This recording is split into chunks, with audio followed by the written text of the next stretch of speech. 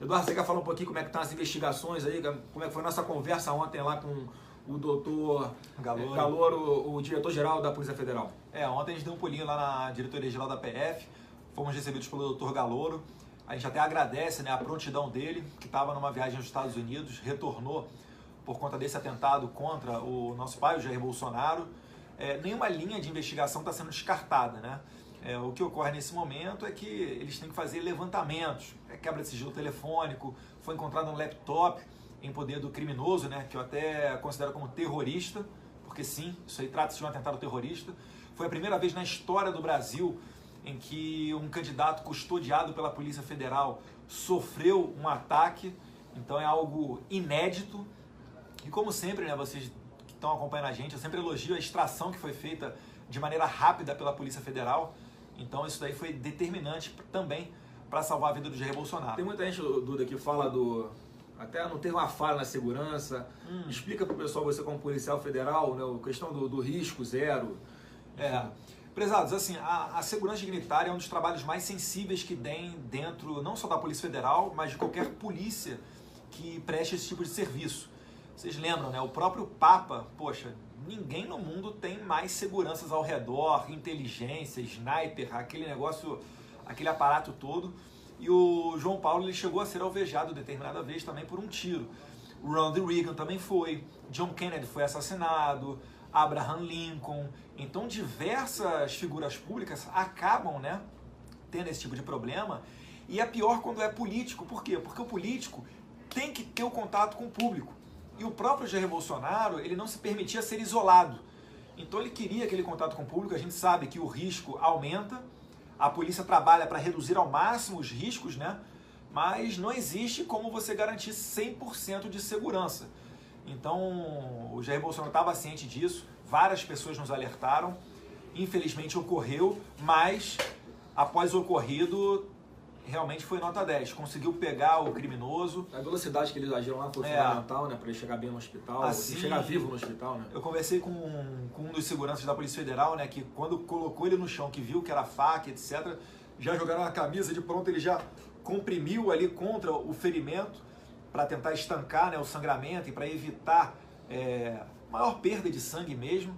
Então foi bem bacana, eles foram profissionais, mantiveram a calma, ainda naquele momento um tanto quanto complicado, e as investigações continuam. O Adélio, né, todo mundo tá vendo, ele tem 4 celulares, poxa, ele foi pego com um laptop, todo mundo sabe que ele foi no clube de tiro que eu costumo frequentar em Santa Catarina, coincidentemente, né, num período bem próximo, onde ocorreria um curso, e um curso que eu já fiz, e eu ia fazer de novo esse curso de tiro, que é com o instrutor Troy, da SWAT. Ele veio dos Estados Unidos para fazer esse curso, e quando isso ocorre, né, óbvio, os atiradores, os policiais querem fazer esse treinamento, porque é uma oportunidade rara de termos aqui no Brasil. Não sei se pensando nisso, o terrorista, o Adélio, foi lá, mas talvez ali por uma coisa de destino a gente não se cruzou dentro lá do clube de tiro. Não tenho dúvida, na minha percepção houve um mapeamento, a gente até agora não sabe qual é a real dimensão disso, a Polícia Federal está aí fazendo as investigações, está monitorando. Eu acho que agora o principal trabalho que tem que ser feito é esse de inteligência, de monitoramento aí das ameaças pelas redes sociais que a gente tem recebido. Tem uma outra situação, ele foi filiado ao PSOL desde a fundação do PSOL até 2014. 2014, coincidentemente, foi o ano em que o Jair começou, né, essa caminhada pelo Brasil, e quando alguns ali já o identificaram como uma ameaça a essa velha política, esse sistema corrupto, que não tem alternância de poder, é sempre PT e PSDB ali, tudo esquerda. Que é tudo a mesma coisa, né, eles parecem que tem ali um pacto, né, então assim, é uma coisa a ser considerada também. Por que logo 2014, né?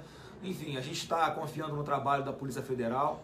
O Francisquini deu a notícia também ontem de que ele visitou em 2013 a Câmara dos Deputados. Tem um registro interno aqui da Câmara em que ele foi no anexo 4. O anexo 4 é um anexo onde tem centenas de deputados. Agora eles estão na corrida para saber se tem como identificar com o gabinete qual deputado que ele foi, o que ele foi falar. Isso daí vai trazendo muita suspeita, né? Porque se for alguma coisa arquitetada, qual é a visão que eu tenho? Eles já tiveram desgaste político de tentar matar um presidenciável. Eu acho que nada vai impedir que eles tentem fazer isso de outra maneira. E essas pessoas terroristas aí que tentam matar os outros, explode caminhão, bomba, envenena, etc., eles não agem de maneira racional. Se você analisar fria e racionalmente, qual era o pensamento que eu tinha? Não vale a pena me matar, porque isso aí pode até desencadear uma onda mais favorável para o Jair Bolsonaro chegar à presidência. Só que essas pessoas, elas não têm um pensamento racional. Elas agem para chamar atenção, para conseguir autoria, para espalhar o pânico na família, para tentar desestabilizar emocionalmente. Então a gente está assim revendo a nossa segurança, o Flávio também no Rio de Janeiro. Pois é, isso que eu ia falar, Eduardo. A gente tem, uma das linhas de investigação da Polícia Federal é que essa conhecida como lobo solitário, uma pessoa que age sozinha, uma das linhas, tá? Então a gente não sabe se há outras pessoas também que poderiam, né, assim como ele, ter esse tipo de iniciativa, esse comportamento contra um de nós agora, já que o meu pai está lá no local, ele está se expondo menos, né, por obviamente não estar nas ruas. A gente não sabe até que ponto agora não pode ser eu não posso ser um próximo alvo, o Eduardo não pode ser um próximo alvo, enfim, alguém da família como um todo não pode ser um alvo. Então a gente está com essa preocupação, mas a gente não vai deixar de fazer campanha, isso não vai nos intimidar. Eu já estou com algumas agendas aí que eu vou confirmar a partir de hoje à noite no Rio de Janeiro, continuando a minha campanha ao Senado Federal, que está muito bacana. Eduardo é candidato a deputado federal em São Paulo. Não vamos abrir mão de ter esse contato com todo mundo nas ruas. A gente gosta de fazer isso. A gente não vai abrir mão, né? Exatamente. Na Venezuela, né, vocês viram provavelmente também a entrevista do general Mourão para a Globo News. E ele está jogando duro na questão da Venezuela, assim como o novo presidente da Colômbia, o Iván Duque. E, meus caros, dentro da Venezuela existe sim, para que você que não sabe, tá? Se você acompanhar lá o pessoal do Rumbo Libertar, se você acompanhar a situação da Venezuela através de fontes fidedignas, vocês vão ver claramente a participação de grupos terroristas ali dentro. Eu não preciso nem citar, né? Um deles é o Hezbollah. Então, de fato, negócio a faca, questão de jogar duro com a Venezuela, enfim, são diversas linhas de investigação que estão sendo feitas, né? E ainda está chegando muito material, está sendo feita muita coisa. Então, quem sabe nos próximos dias possa haver novidades no caso, tá? Que pode ser um lobo solitário? Pode ser um lobo solitário. Mas olha, tem muitos indícios e tem muitas coisas acontecendo que nos levam a crer que não seja esse o caso. Perfeito? Pessoal, então, passando aí, mudando o assunto, como está no título das nossas lives, mais uma vez a gente está olhando para cima e para baixo, porque estamos aqui no... O celular do Flávio está em cima. A minha página está aqui em cima e a do Eduardo está aqui embaixo. E o meu está aqui embaixo. Aqui. Quem segue uma e não segue a outra, por favor, vamos curtir aí as duas. Então, pessoal, olha só. Com relação a essas pesquisas... Deixa eu mostrar aqui o nosso aparato, o tripé que veio da CIA e da NASA, aí, para vocês verem, né? Toda a nossa... Eu não vou mexer no meu não, senão vai sair do lugar aqui o tripé, né? Mas, pessoal, com relação a essas pesquisas que saíram aí, a gente sempre faz questão de frisar o seguinte: Ibope e Datafolha, por exemplo, são dois que não dá para confiar, eles erram tudo. Eles erram tudo. Eu já fui vítima disso, para quem ainda não sabe, em 2016, quando fui candidato à prefeitura, que no sábado o Datafolha me dava 7%. No domingo, no dia seguinte, eu tive 14% nas urnas. Ou seja, 100% de margem de erro.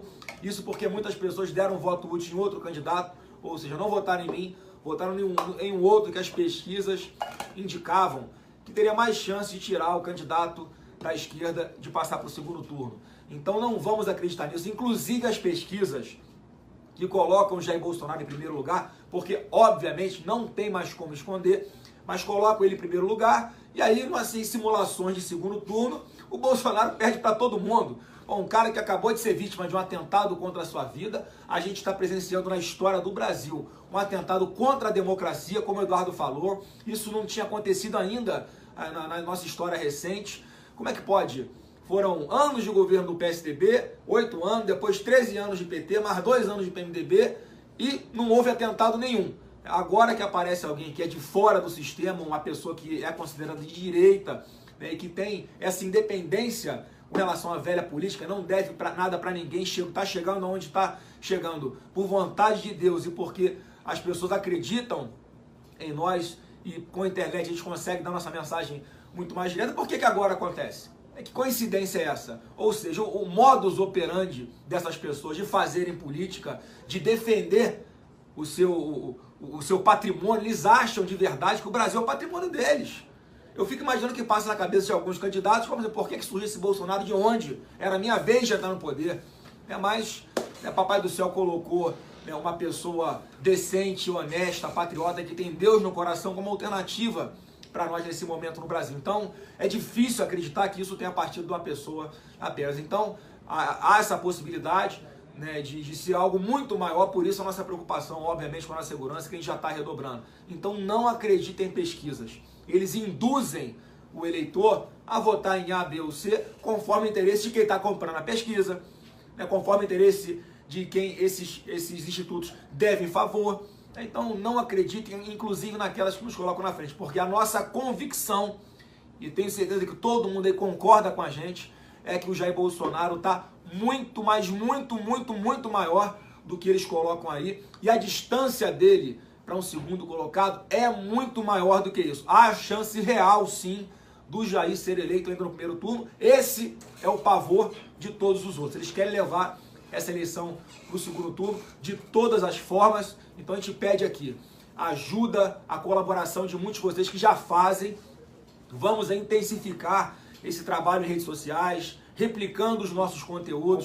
Pessoal, vamos botar esses grupos do WhatsApp para funcionar com toda a força. Replica, reenvia para os seus grupos, para os seus contatos. Para a gente é importantíssimo, é assim que está sendo feita a nossa campanha e assim que, se Deus quiser, a gente vai chegar até lá para fazer diferente. Então, muito obrigado a todos vocês. Como o Eduardo falou, eu espero que vocês tenham compreendido a real noção de contra o que nós estamos lutando, as pessoas que nós estamos incomodando, simplesmente por querer um país melhor, por defender o que a gente defende. Mais uma vez, um recado à grande mídia, que insiste em rotular o Bolsonaro com esse monte de adjetivo que ele não é. Parem com essa mentira. Então fica chamando o meu pai de racista, homofóbico, cara que não gosta de mulher, xenófobo. Para com isso, porque vocês podem sim influenciar pessoas a acreditarem nisso. Vocês colaboram para que algumas pessoas formem no imaginário delas um Bolsonaro que não existe. Um Bolsonaro que só vai passar a existir no imaginário dela. Então não vamos trabalhar com a mentira, para com essas fake news. A nossa história de vida, a nossa família, os nossos posicionamentos em toda a nossa vida pública falam que a gente não é isso tudo que vocês nos acusam. E essa foi a prova para mostrar quem são os intolerantes, que não somos nós. O Eduardo falou algumas vezes também, já foi purpurinada, ovada, cusparada, e a gente na nossa mansidão segura, dá vontade de fazer besteira, dá. Mas a gente segura, pede a mansidão aí para Deus, para não reagir à mesma altura. Mas olha que ponto a gente chegou. Não estou falando com isso agora, a gente vai reagir com violência, não é isso.